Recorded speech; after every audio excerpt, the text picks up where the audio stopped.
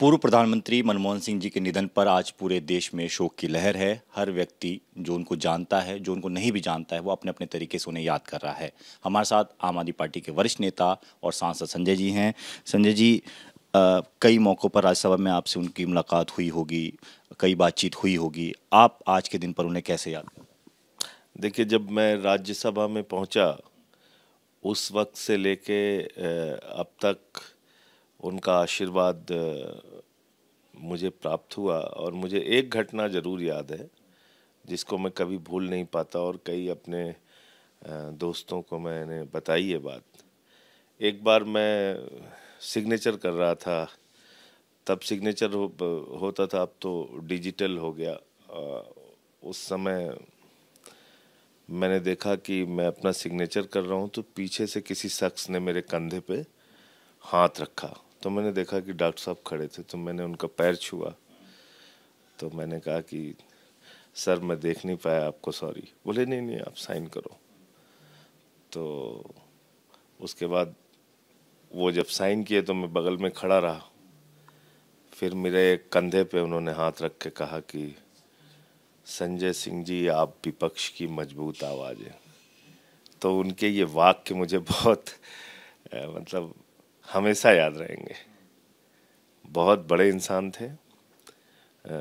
जब वो पार्लियामेंट में बोलने के लिए खड़े होते थे तो सत्ता पक्ष भी हो या विपक्ष भी हो, वो चुपचाप उनकी बातों को सुनता था और ज़्यादा से ज़्यादा 2 मिनट 3 मिनट में अपनी बात पूरी करते थे वो।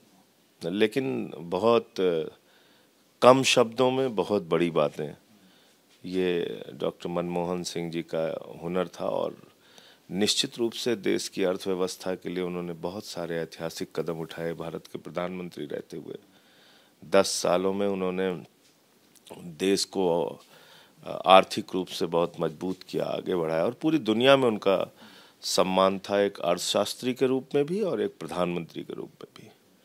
तो मैं आम आदमी पार्टी की ओर से, अरविंद केजरीवाल जी की ओर से सर झुका के डॉक्टर मनमोहन सिंह जी को नमन करता हूं और ईश्वर से प्रार्थना करता हूं कि उनकी पुण्य आत्मा को अपने चरणों में स्थान दे। संजय जी, इसके साथ एक मांग जो समर्थक हैं उनकी तरफ से उठ रही है कि उनको भारत रत्न दिया जाना चाहिए, इस पर आपकी क्या? निश्चित रूप से उनके अंदर सारी वो योग्यता है जो भारत रत्न मिलने के वो काबिल हैं और निश्चित रूप से उनको भारत रत्न मिलना चाहिए। इसमें कहीं कोई गलत मांग नहीं है। एक नेक, अच्छे, ईमानदार और सच्चे इंसान भारत के प्रधानमंत्री के रूप में उन्होंने 10 साल भारत को आगे बढ़ाने का काम किया है। आज के परिप्रेक्ष्य में देखें तो एक ईमानदार छवि जिस तरीके से उनकी रही है अंत तक, और जिस तरीके से वो कर्मठ तौर पर नजर आते थे, हालांकि शरीर उतना साथ नहीं देता था, लेकिन तब भी वो व्हीलचेयर पर बैठकर संसद तक आते थे।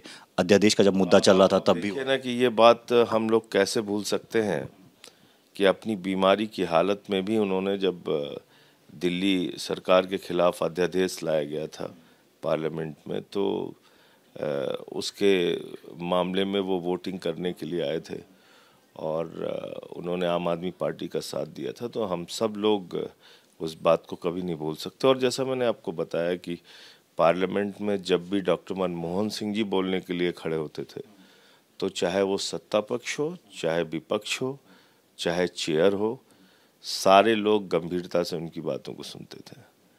और मेरे साथ जुड़ी हुई उनके ये याद मैं ज़िंदगी भर नहीं भूल सकता, उनके ये वाक्य मैं भूल नहीं सकता। तो मैं उनको सर झुका के नमन करता हूँ, अपनी श्रद्धा सुमन अर्पित करता हूँ। तो संजय जी, उनके साथ जो उनकी यादें हैं उसका जिक्र कर रहे थे और सीधे तौर पर वो भी कह रहे थे कि ऐसी शख्सियत को भारत रत्न जरूर देना चाहिए। कैमरामैन मेहरबान सिंह के साथ Deepak Singh Rawat, ABP news, Delhi. For exclusive and insightful videos, subscribe to our new channel ABP Live Premium.